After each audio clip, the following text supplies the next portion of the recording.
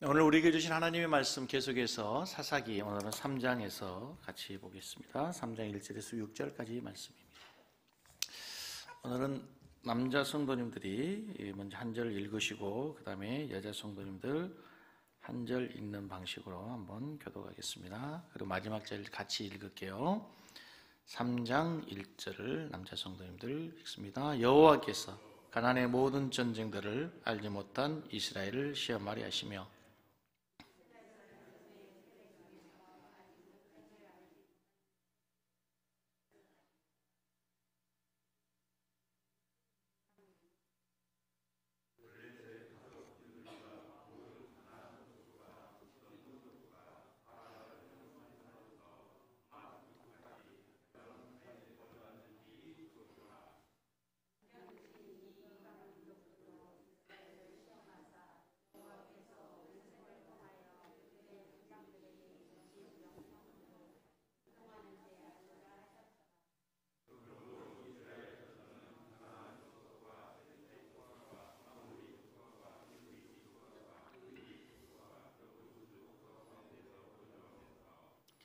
그들의 딸들을 맞아 아내로 삼으며 자기의 딸들을 그들의 아들들에게 주고 또 그들의 신들을 섬겼더라. 아멘. 할렐루야. 네, 한 주간도 우리 성도님들 이 어려운 시국, 이 어려운 시기 얼마나 지내려고 고생 많으셨습니까? 우리 전후 자로문이 이렇게 인사하겠습니다. 잘 오셨습니다. 은혜 받고 가시기 바랍니다. 다시 한번 다 같이 크게 하겠습니다. 하나님 우리와 함께 하십니다. 믿습니까?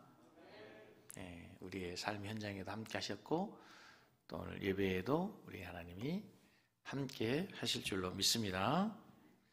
오늘 말씀의 제목 믿음의 테스트라는 제목으로 말씀 전하겠습니다. 감사하게도 지금 우리 한국은 역사상 가장 평화로운 세대, 풍요로운 세대를 살고 있습니다. 6.25 전쟁 이후에 70년 동안 아직 전쟁은 없습니다. 어떤 한국 사회학자가 한국의 그 세대들을 이렇게 세 부류로 구분하는 것을 보고 동의했습니다. 첫 번째 세대는 우리 부모님의 세대입니다. 우리 부모님의 세대, 저희 부모님이 1928년 세대니까 일제 식민지에 태어나셨죠. 일제 식민지를 거치고 6.25를 거친 세대입니다. 참 혹독한 세월, 정말 눈물과 가난, 핍박과 억압의 삶을 살았던 안타까운 세대죠. 그렇죠?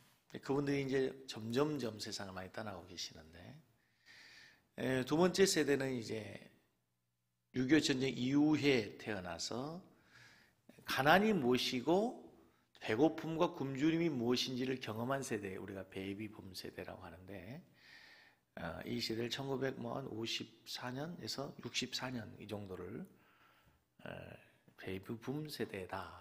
1960년대 생까지를 베이비붐 세대라고도 얘기할 수 있을 것 같습니다. 그리고 이제 70년, 80년대 이후에 태어난 세대는 정말 전쟁이 없고 가난이 없고 고생이 없는 평화로운 풍요로운 세대를 살고 있습니다.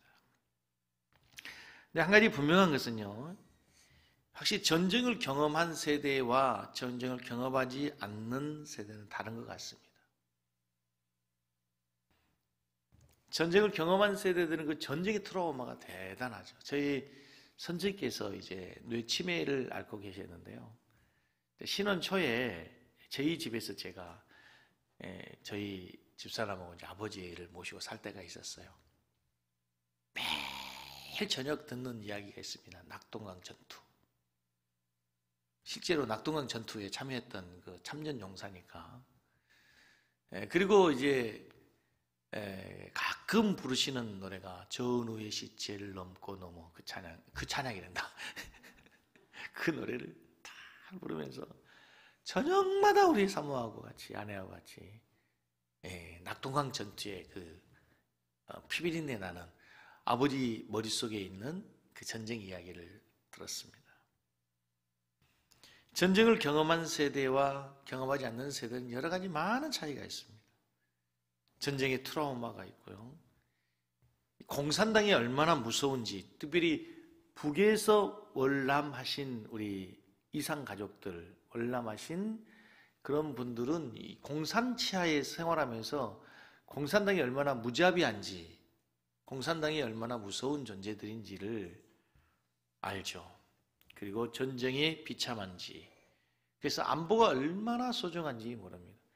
그래서 이렇게 정치적인 이념이 있을 때 굉장히, 요즘 젊은 사람들은 뭐 안보나 전쟁에 이런 거에 별로 상관이 없죠.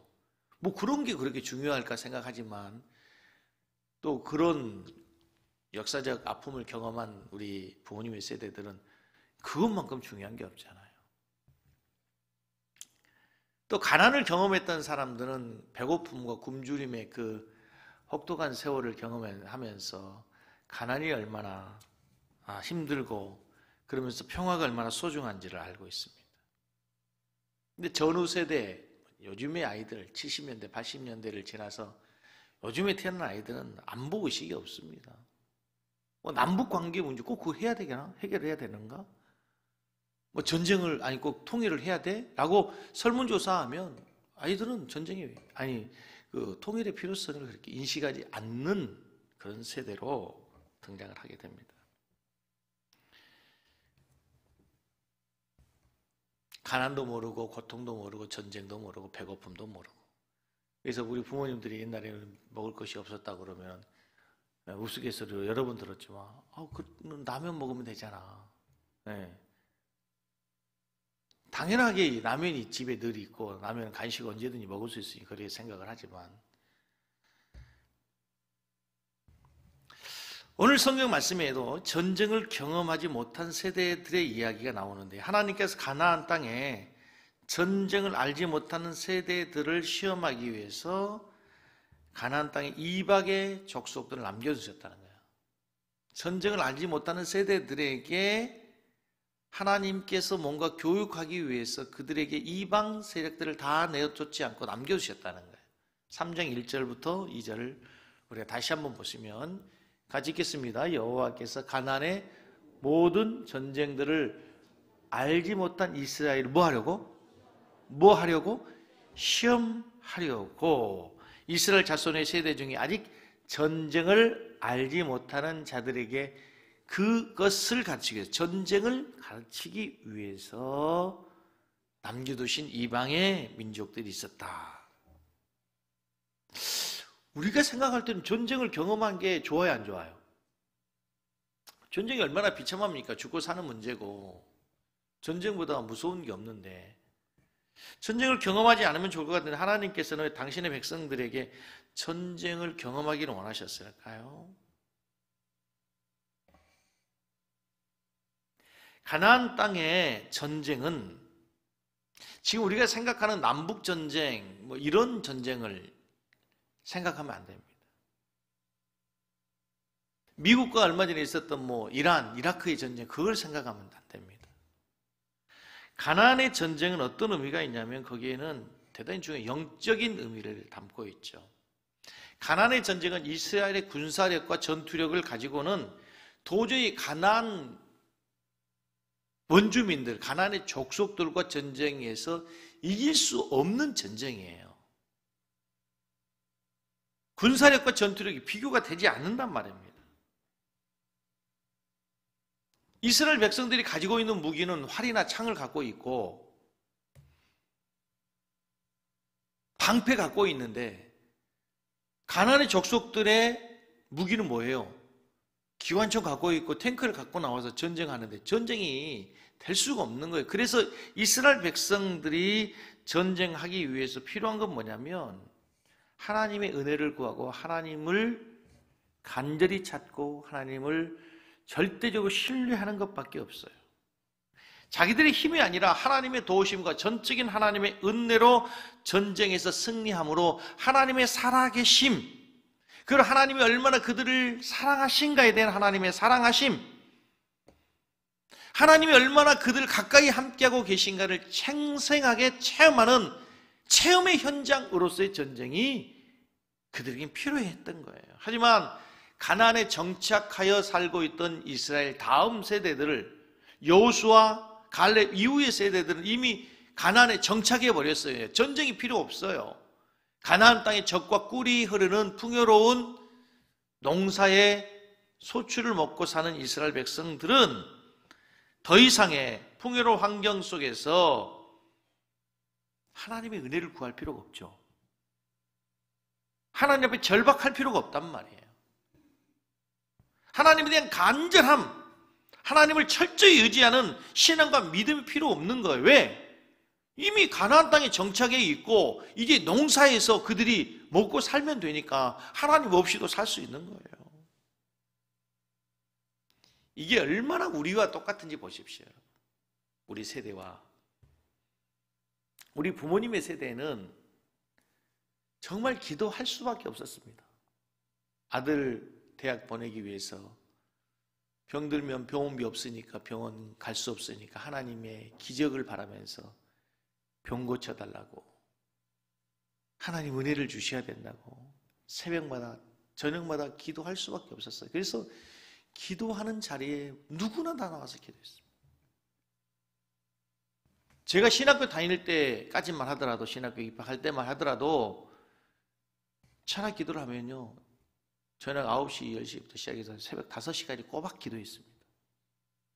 제가 다니던 교회는 개척교회라 철야 기도가 없어가지고요, 하늘산 기도원에 가기 위해서 금요일날 신학교에서 기숙사에 와가지고 저녁밥 먹는 해가지고 미아 삼거리에서 가는 버스가 있었어요. 셔틀버스. 그거 타고 하늘산에 도착하면 9시 됩니다. 새벽 5시까지 찬양하고 기도하고 찬양하고 기도하고. 혹시 경험한 분이 계세요? 그렇게 기도했어요. 교회들마다 다 새벽 5시까지 스트레이트로 기도했습니다. 만약에 지금 우리가 5시까지 기도합시다 하면은 과연 나올 수 있는 사람이 몇 명이 될까? 그리고 과연 나와서 기도한다 할지라도 5시까지 기도할 수 있는 사람이 얼마나 되겠어요? 그러니까 그때 당시에 성도들의 신앙의 영적인 상태는요, 지금의 목회자들보다 훨씬 더 영적인 상태가 좋은 거예요. 그러니까 교회 가면 귀신 떠나가고 병 나가고 병 치료되고 하나님의 역사가 불이 떨어졌던 거예요. 간절했으니까, 절박했으니까. 저도 방학이 끝나기만 되면, 끝날 때가 되면 늘 연례 행사로 금식했습니다. 자연적으로. 왜? 등록금 주셔야 된다. 하나님 등록금 안 주면 나 등록 못합니다. 공부 못합니다. 하나님 등록금 주십시오. 죄 없는 소나무 잡고 얼마나 열심히 소나무 뿌리 흔들면서 기도했는지 모릅니다. 다 그렇게 하나님이 절실히 절박하게 하나님이 필요했던 세대예요. 요즘에 우리 아이들은 어떻습니까? 요즘에 우리 아이들이 절박합니까? 요즘 아이들은요, 돈 없어서 공부 못하는 시대 없습니다. 가난하면 다 이런저런 장학금 종류가, 우리도 알아보니까 다 장학금 종류가 그렇게 많다면서요? 모자라면 다 대출해주고 정부에서 해주고. 우리나라에 지금 현재는요, 굶고 싶어도 굶을 수 없습니다. 정부에서 다 최저 생계비 주니까. 어려운 사람 다 집 주니까. 절박할 필요가 없어요. 무슨 얘기예요? 풍요로운 세대가 되니까 하나님이 절실히 절박하게 필요하지 않는 거예요. 가나안의 세대와 너무 같은 거예요. 이 가나안의 세대의 앞세대, 출애굽한 세대 모세와 함께 하나님께서 10가지의 바로에게 재앙을 내리고 날마다 만나 메추라기 하나님 기적과 베풀고 아말렉과 전쟁에서 기도했더니 달이 멈추게 되는, 태양이 멈추게 되는 그 기적을 보고, 가나안 땅 정복할 때, 여리고성 점령할 때, 요단강 건널 때 하나님이 놀라운 역사, 생생하게 하나님의 살아계신 목격했었잖아요. 그런데 이제 가나안에 자란 세대는 그런 경험이 없어요. 젖과 꿀이 흐르는 땅 가나안의 풍요로움을 누리며 자란 세대는 하나님에 대한 생생한 체험이 없단 말입니다. 간절함이 없단 말입니다. 그래서 하나님께서 그들이 하나님을 경험하도록, 그리고 그들이 그 풍요로움 속에서도 하나님의 말씀에 순종하는지 아니하는지를 알고자 하셔서 가나안 땅에 여러 부족들을 남겨두셨다는 거예요. 사사기 2장 22절을 보세요. 같이 읽습니다. 이는 이스라엘이 그들의 조상들이 지킨 것 같이 그들의 조상 누구? 모세 때, 그리고 여호수아 때, 갈렙 때에 그렇게 철저하게 하나님을 의지했던 그때에처럼 하나님의 율법을, 하나님의 도를, 하나님의 말씀을 지켜 행하나 아니하나 그들을 뭐 하려고? 시험하려고 하셨어요.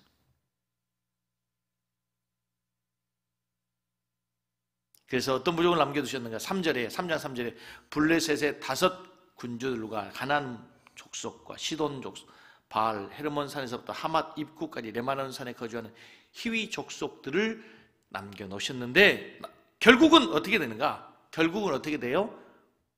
오늘 본문 6절인가요? 6절 마지막 절에 보면은 5절 6절 그러므로 이스라엘 족속은 가나안 족속, 헷 족속, 아모리 족속과 브리스 족속과 히위 족속과 여부스 족속 가운데에 살면서 거주하면서 어떻게 되는가요? 그들의 딸들을 맞아 아내로 삼고 자기 딸들을 그들의 아들에게 주고 뭐래요? 그들의 여호와의 말씀을 순종하는지 아니하는지, 도를 행하는지 아니하는지, 그들이 풍요로움 가운데서도 하나님에 대한 신앙, 여호와에 대한 신앙을 지키는가 보려고 놨더니 오히려 그들이 그들 가운데 뭐 돼버려요?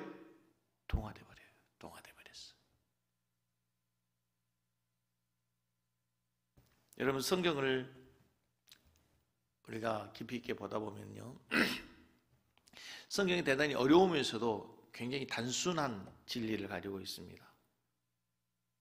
성경에서 늘 일관되게 하나님의 백성들에게, 성도들에게 요구하는 하나님의 뜻, 하나님의 요구는 단순합니다. 그건 뭐냐면 세상과의 구별입니다. 다른 말로 성결입니다. 우리 하나님의 자녀들을 성도라 하죠. 성도. 거룩할 성, 무리도 거룩한 무리들입니다. 거룩하다는 말은 깨끗한 말도 있지만 성경에서 원래 의미는 구별이라는 의미. 이 강대상 이런 것들 우리가 성물이랍니다. 이 깨끗하다는 의미보다도 구별되어 있는 게 세상의 책상과 세상의 의자들과 구별되어 있는 게 성구라고 하는 거예요. 우리가 뭐예요? 성도예요. 세상과 구별됐다. 다른 말로 세상과 다른 삶을 삶으로, 하나님의 자녀다운 삶을 삶으로 하나님이 누구인가를 보이고 하나님의 나라가 어떤 나라인가를 보여주도록 하나님 우리를 부르시는 거예요. 우리가 이 땅에 살아가면서 세상 사람들에게 다른 삶의 방식을 가지고 다른 삶의 목적으로 살아가는 걸 보임으로 아하, 예수님이 저렇게 사는구나. 예수님의 사람은 저렇게 살아가는구나. 이것을 보이라는 거예요. 그게 하나님께서 우리들에게 원하시는 거예요. 그런데 이스라엘 백성들, 가나안 땅에 살고 있는 이스라엘 백성들을 하나님께서 그걸 요구하셨지만 뭐예요? 실패했어요. 하나님께서 그만 통혼을 통해 가나안 족속과 함께 결혼하고, 문제는 그들의 신들을 오히려 그들이 섬기게 되는 거예요. 오히려 그들의 가나안의 백성들의 여호와의 신앙, 하나님에 대한 신앙과 믿음을 심어준 것이 아니라 가나안의 신들을 섬기고 말았다는 거예요. 하나님의 시험에 성공했어요? 실패했어요? 하나님의 테스트에 실패하고 말았다는 거예요. 성경에는 시험이란 단어와 유혹이라는 단어가 등장을 합니다. 하나님은 종종 하나님의 백성들을 시험하십니다. 성경에 나오는 시험은 2가지인데 하나님께서 하나님의 자녀들, 하나님의 백성들, 그리스도인들을 연단하여 더욱 믿음의 사람으로 든든하게 세우기 위한 것으로 하나님이 우리를 시험하십니다. 영어로는 테스트라고 하죠. 마치 학생들이 시험을 보면 시험 준비를 하면서 시험을 통과하면서 실력이 쌓아지죠. 성장해 가죠. 그런 것처럼 우리 그리스도인들도 이런 영적인 시험을 통해서 영적인 사람으로, 영적 성숙한 사람으로 영적 능력과 내공들을 쌓아가는 거예요. 다른 하나는 그리스도인들을 넘어뜨리기 위한 시험이 있는데 이걸 영어로는 temptation, 유혹이에요. 이것은 사단이 우리를 유혹하는 거예요. 죄로 넘어지도록, 하나님의 백성의 삶에서 곁길로 가도록 우리를 유혹하는 거예요. 마치 낚시꾼들이 낚시하는 것 같아요. 물고기들이 좋아하는 먹잇감을 미끼로 낚시 바늘에 달아 물에 던져놓으면 물고기들이 그것을 먹는 순간 낚이는 거죠. 넘어가게 되는 거예요. 돈이나 명예, 쾌락, 세상의 어떤 여러 가지 것들로 우리 그리스도인들을 유혹하여 우리를 넘어지도록 하는 거예요. 하나님이 우리 그리스도인들을 유혹하는 게 죄로 우리를 넘어지도록 하는 것이 아니고 하나님 우리 그리스도인들이 믿음의 사람으로 세워지도록 한 단계 더 성장하도록 성숙하도록 믿음의 사람으로 성장하고 있는 우리를 테스트한다 이 말입니다. 저는 우리 섬기는 성도님들이 하나님께서 우리를 시험하실 때 믿음의 사람으로 잘 인정받고 통과하기를 바랍니다. 그 시험을 통과한 다음에는 반드시 하나님의 약속된 은혜가 있고 축복이 있습니다. 그리고 그 시험에는요 단계가 다 달라요. 신앙의 수준에 따라서, 그분의 신앙의 성숙도에 따라서 초등학생의 수준이 다르고, 중학교 시험, 고등학교 시험, 대학 수능이 다르고, 졸업 이후에 취업 시험이 다르죠. 난이도가 다르잖아요. 그런 것처럼 우리의 신앙의 수준에 따라서 하나님이 우리를 테스트하는 시험이 다르다니까요. 가장 유명한 시험이 바로 아브라함에 대한 하나님의 시험이에요. 이걸 잘 생각해 보십시오. 창세기 22장 1절을 보십시오. 창세기 22장 1절에 그 일 후에 같이 읽습니다. 하나님이 아브라함을 뭐 하시려고?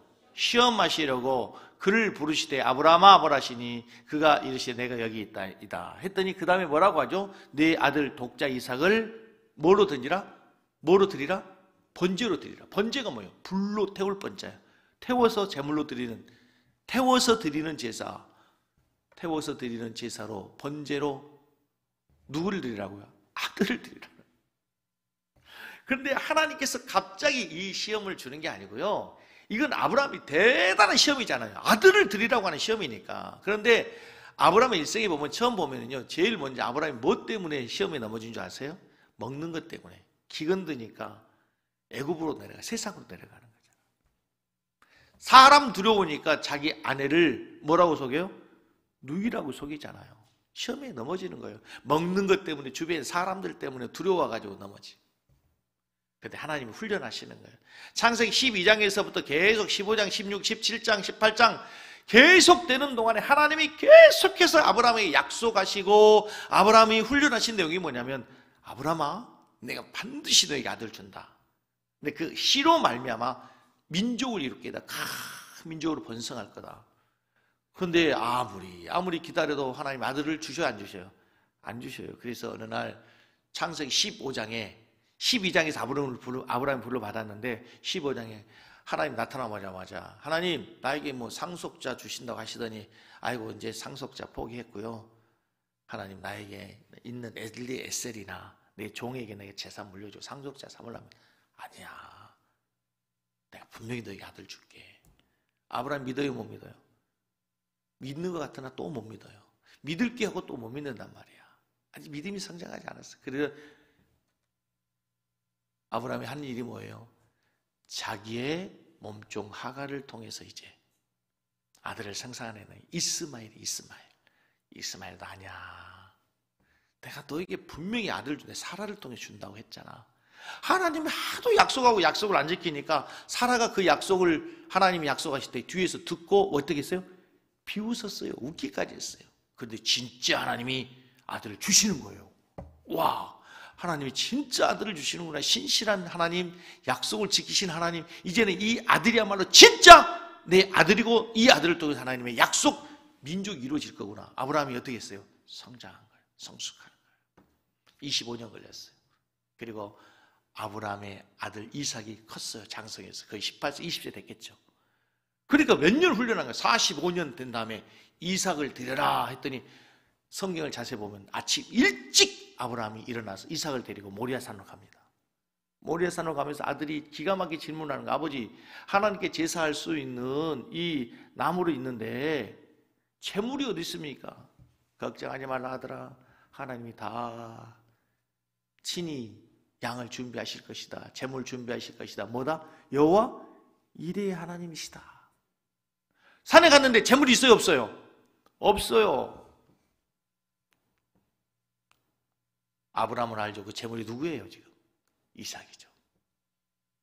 번제단의 재물로 잡기 위해서 칼을 들어 이삭을 번제로 드리려고 잡으려고 하는 순간 창세기 22장 12절 말씀 같이 읽겠습니다.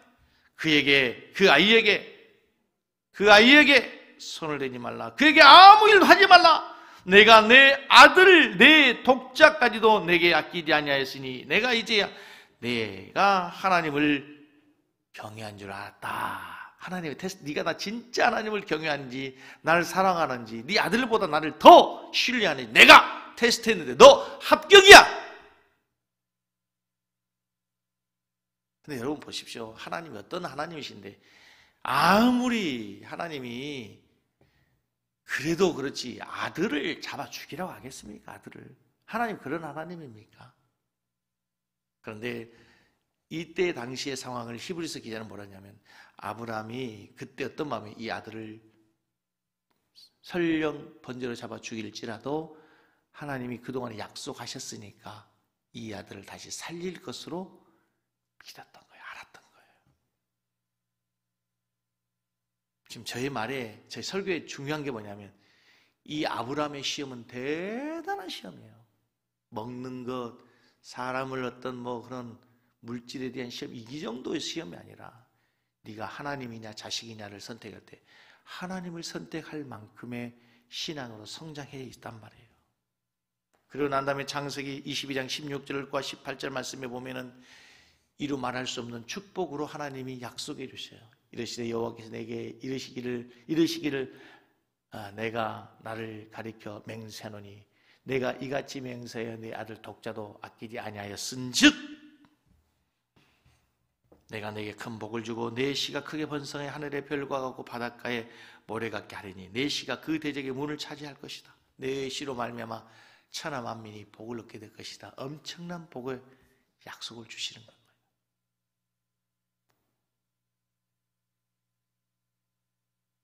사랑하는 성도 여러분, 하나님은 많은 경우 우리를 시험하시는데 우리가 하나님을 의지하는지 하나님의 말씀의 도를 지켜 행하는지 아니하는지 말씀에 순종하는지 지금도 시험하고 계신 줄로 믿으시기 바랍니다.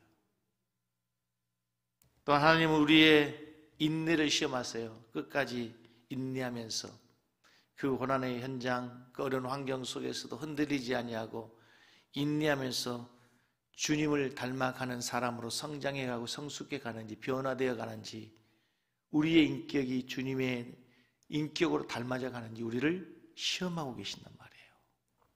그러니까 지금 우리의 신앙의 삶은 날마다 매일매일 하나님 우리를 연단해 가셔요. 연단해 가셔요. 더 믿음의 사람으로, 더 큰 믿음의 수준으로. 지혜로운 농부는 겨울철에 파릇파릇 나는 싹이 나는 보리밭을 밟게 합니다. 옛날에 우리 어릴 때 보리밭 밟기라는 게 있었어요. 실제로 학생들이 다 나가서 보리밭을 밟았어요. 지금 생각하면 이해가 안 돼요. 아니 보리밭 그 싹이 나 있는 보리를 밟으면 어떻게 되겠어요? 보리가 부러져 죽을 거 아닙니까?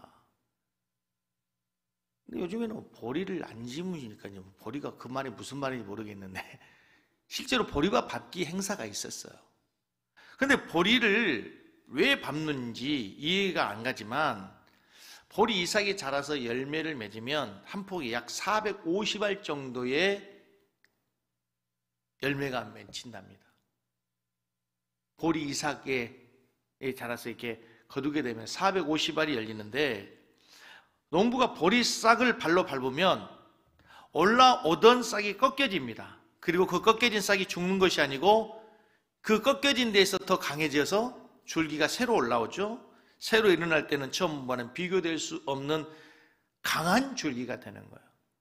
그래서 100알 정도밖에 견딜 수 없는 이 보리, 이 줄기가 강해져서 450알을 견딜 수 있는 강한 보리로 새롭게 변화되어지는 거예요. 여러분 얼마나 중요합니까? 우리 그리스도인들의 신앙이 그래야 됩니다. 평편한 신앙, 안전한 신앙, 풍요로운 신앙이 아니라 때로는 시험이 오고 고난이 닥치고 어려움은 닥치 마치 보리밭을 농부가 밟음으로써 그 싹이 더 단단해진 줄기가 올라오는 것처럼 우리 그리스도인의 신앙들이 고난의 훈련을 통해서 더 강한 사람, 더 믿음의 사람, 더 하나님의 말씀의 사람으로 성숙해야 될 줄로 믿습니다. 할렐루야! 이런 점에서 실은 하나님께서 하나님의 자녀들을 훈련하시는 위대한 하나님의 방법인 거예요.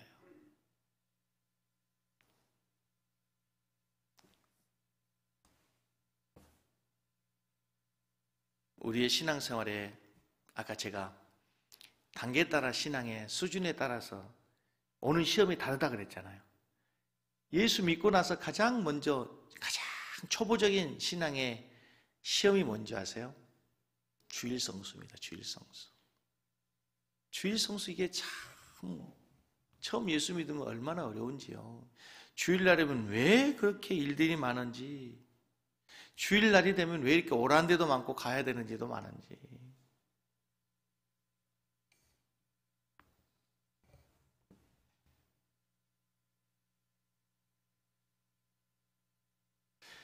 주일날 핑계대고 공식적으로 교회에 오지 않고 갈 수 있는 그런 날들이요. 친정집 어머니 아버지 생신, 시댁에 어머니 아버지 생신, 누구 집 친구 집 결혼식, 누구 장례식, 또 동창회, 또 명절도 구정, 추석, 휴가 빼면요 공식으로 빠질 수 있는 핑계 댈 수 있는 게 1년에 한 20주 됩니다. 거기서 아파서 못 오고, 애기가 감기 걸려서 못 오고, 배 아파서 못 오고, 늦잠 자서 못 오고, 피곤해서 못 오고. 이 주일 성수가 이렇게 어려워요.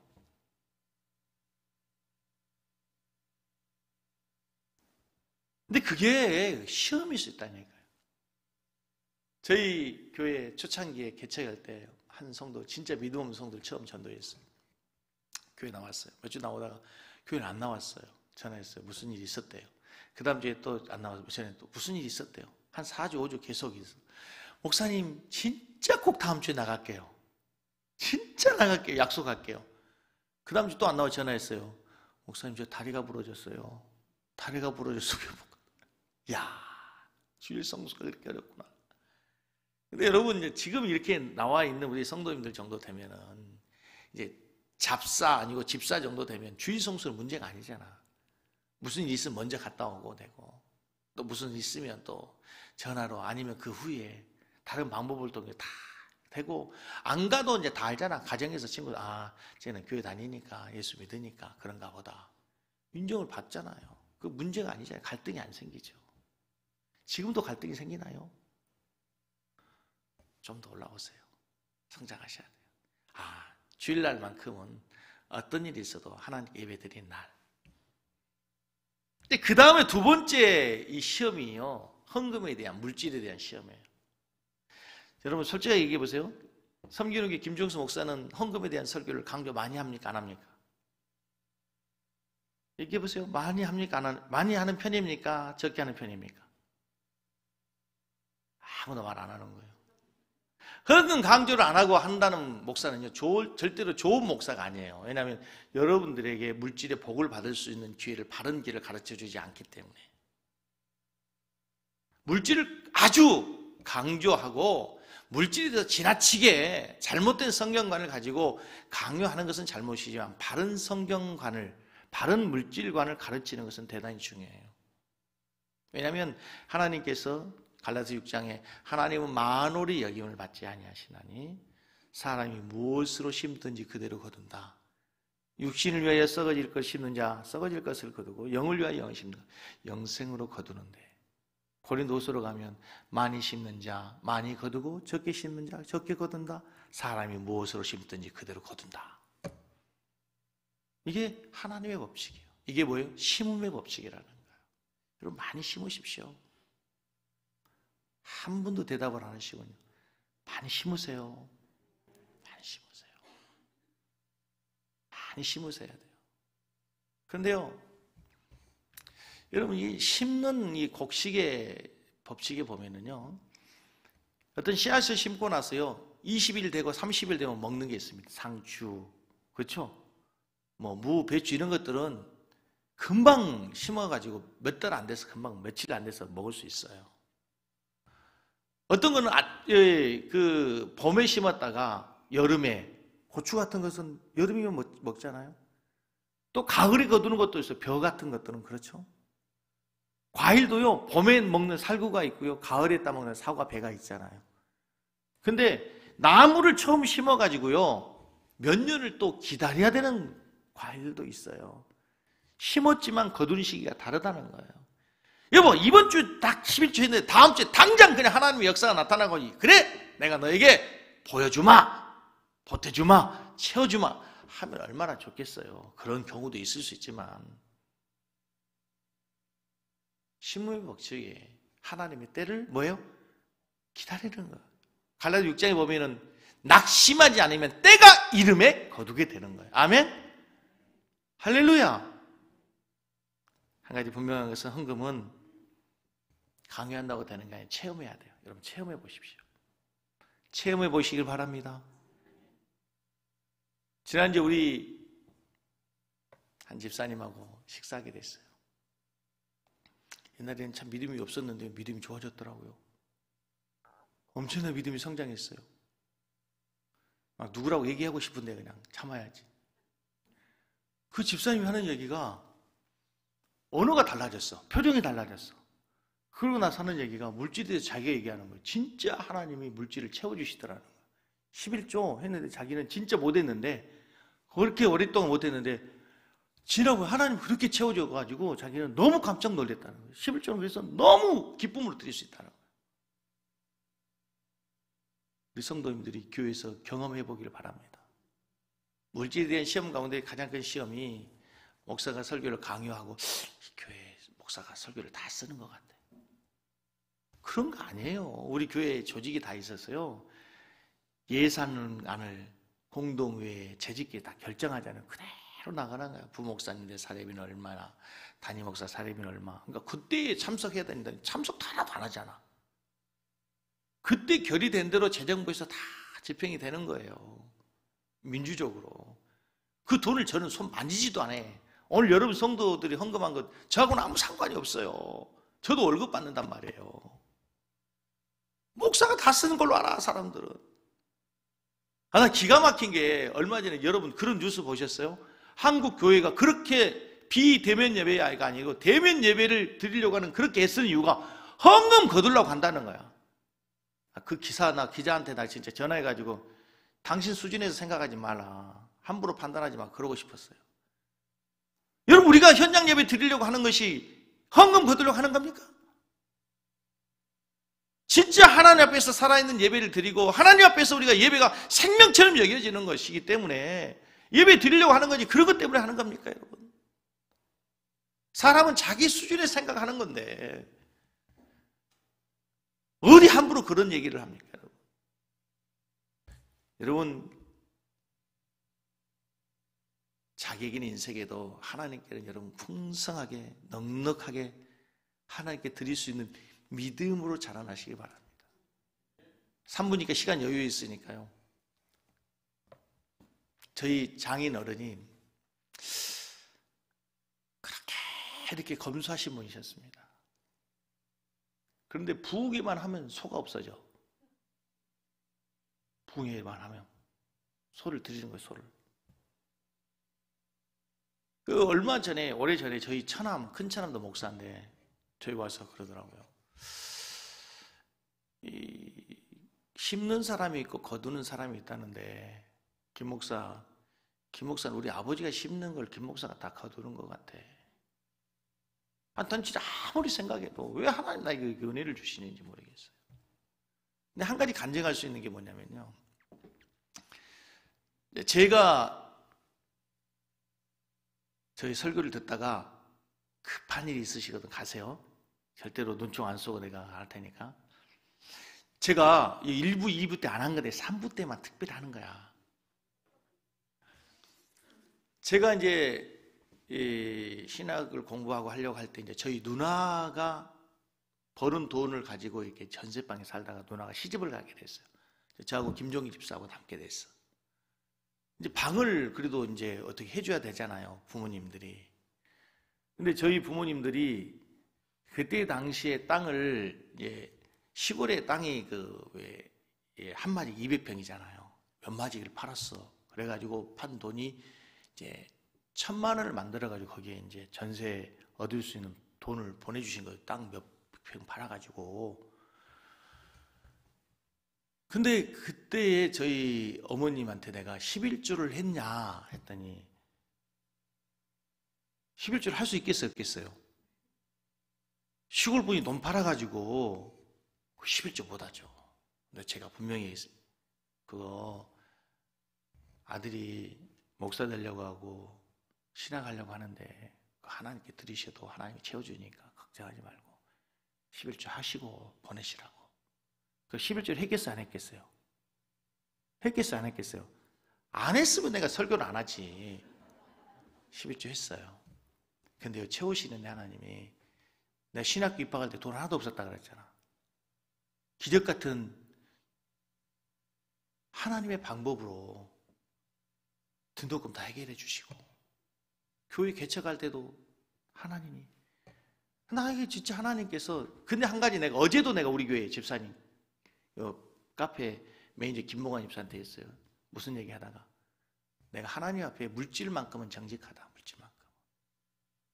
물질만큼은 정직하다. 아직까지 지금까지 우리 교회 운영하면서 내가 물질만큼은 정직해. 물질만큼은 더 드리려고 하고.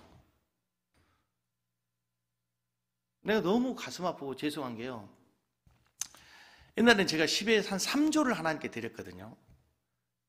근데 이제 아무튼 이제 여담이니까 들으세요. 자녀 교육비가 좀 많이 들다 보니까 내가 11조 외에 이렇게 기타로 드리는 헌금이 내가 줄더라고. 너무 가슴 아프고 너무 죄송하더라고요. 올해부터 헌금 좀 많이 더 하려고 그래요. 드리는 게 기쁨이에요, 드리는 게. 채우시거든. 여러분 경험해 보시기 바랍니다. 체험해야 돼요, 체험해야 돼. 체험해야 돼, 체험해야 돼. 체험해야 된다고요. 아멘 좀 하세요. 나 우리 성도들이 우리 교회에서 진짜 복 받았으면 좋겠어요. 자녀들이 한 복, 물질에 대한 복. 이 전이 그래서 축복의 전이 돼야 돼요. 아멘? 세상의 사람들은 어떻게 해도, 우리는 이 전을 사랑할 수밖에 없는 이유가 뭐냐면 하나님의 전이기도 하지만 내가 이곳에서 은혜 받기 때문에 그래요. 아멘?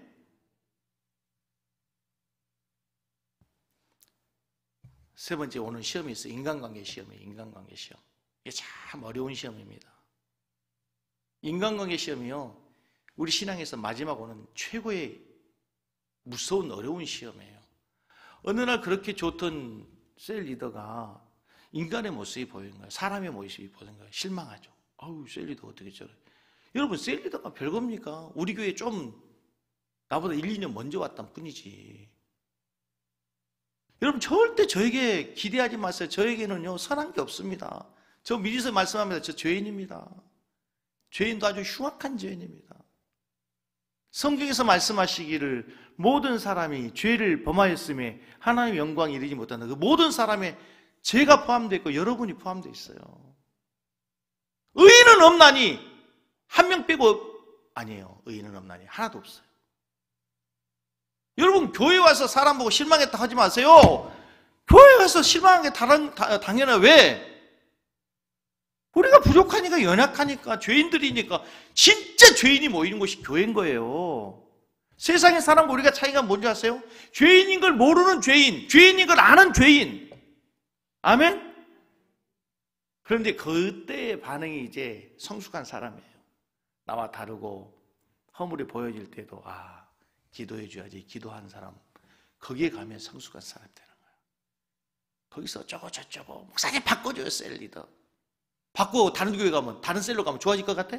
또 그 셀에서도 또 목사님 바꿔줘, 다른 데로.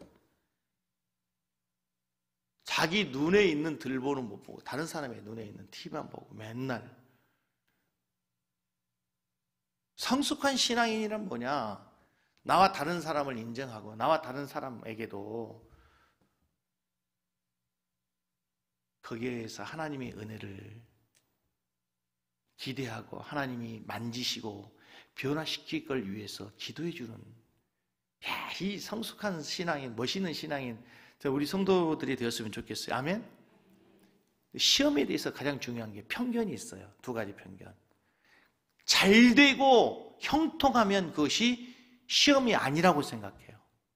근데 가나안 땅에 사는 지금 이 다음 세대들이 풍요로워요. 그렇죠? 전쟁도 없고 적과 꿀이 흐르는 땅에서 농사지면 풍성한 열매를 맺으니까 풍요롭잖아요. 근데 그게 뭐야? 시험이라니까. 여러분 삶이 너무 편한 것도 시험일 수 있어요. 그렇다고 주여 저에게 시험을 주십시오, 눈물 주십시오, 그렇게 할 필요 없지만 그때일수록 더 하나님의 은혜를 은혜로 알고 겸손하게 하나님 앞에 달려가고 무릎 꿇고 하나님의 은혜를 구하는 우리 성도들 되시기를 주의 이름으로 축복합니다. 반대로 어려운 일을 당하고 병들고 실패하고 배신당하고 직장 떨어지고 이걸 시험이라고 생각해요.